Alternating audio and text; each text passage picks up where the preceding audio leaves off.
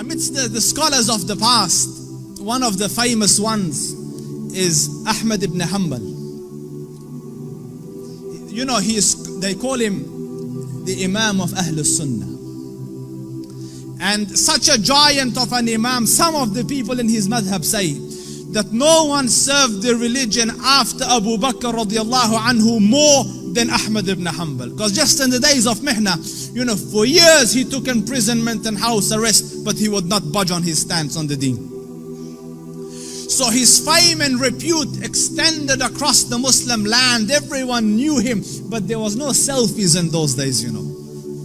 You know, you couldn't share a picture, so no one knew. Few people around him and his students and Ahlul Ilm knew what the Sheikh looked like. Most people hadn't seen him, but they had heard about him.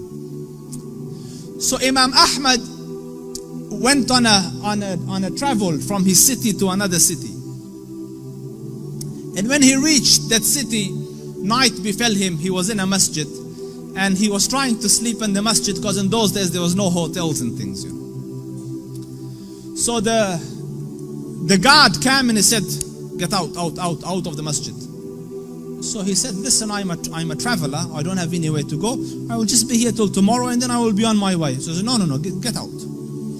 So the Sheikh went and sat outside the door. Can you imagine? This was a man, you know, who when he used to walk, hundreds would be walking with him, and they would kiss his head and hold his books. Imam Ahmad was Imam Ahmad.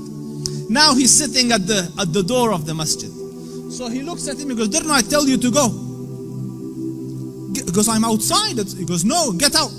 So he said, "Listen, it's just..." So he said he held the Imam from his leg and dragged him onto the street. Imam Ahmad. So, and the Shaykh, subhanallah, you know, and when he's landed in the middle of the road, across the road was a baker. You know, the one that makes bread.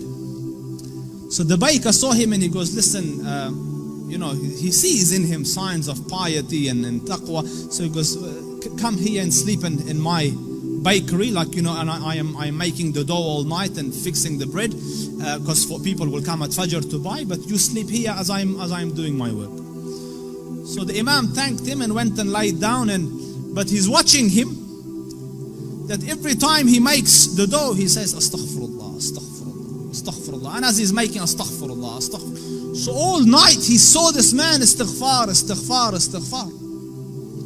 So he went to him, he goes, "For how long have you been on this practice? For how long have you been practicing this?" So he said, "For a long time now." So he goes, "Have you seen any benefits?" Because no one can be so consistent and perpetual on dhikr and on istighfar and Allah not grant him some favor. So he goes, "I've realized that whatever dua I ask, Allah grants me, except for one dua that He hasn't accepted." So he said, "What dua was this?" He said, "I prayed that, Ya Rab, let me see Imam Ahmad ibn Hanbal, and so far I haven't seen him."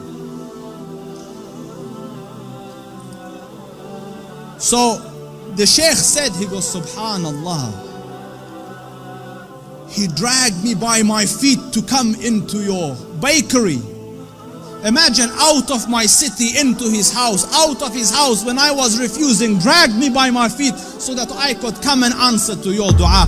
فَقُلْتُ اسْتَغْفِرُوا رَبَّكُمْ إِنَّهُ كَانَ غَفَّارًا يُرْسِلِ السَّمَاءَ عَلَيْكُمْ مِدْرَارًا وَيُمْدِدْكُمْ بِأَمْوَالٍ وَبَنِينَ وَيَجْعَلْ لَكُمْ جَنَّاتٍ وَيَجْعَلْ لَكُمْ أَنْهَارًا." My dear brothers, turn to Allah Rabbul Izzah. Wallahi, I don't say this as a nice to say. Your refuge from every difficulty is Allah Rabbul Izzah. Turn to Him wallahi, turn once to Allah Rabbul Izzah, and you will find your Lord more merciful and more accommodating and more accepting than the kindest of the kind of this world.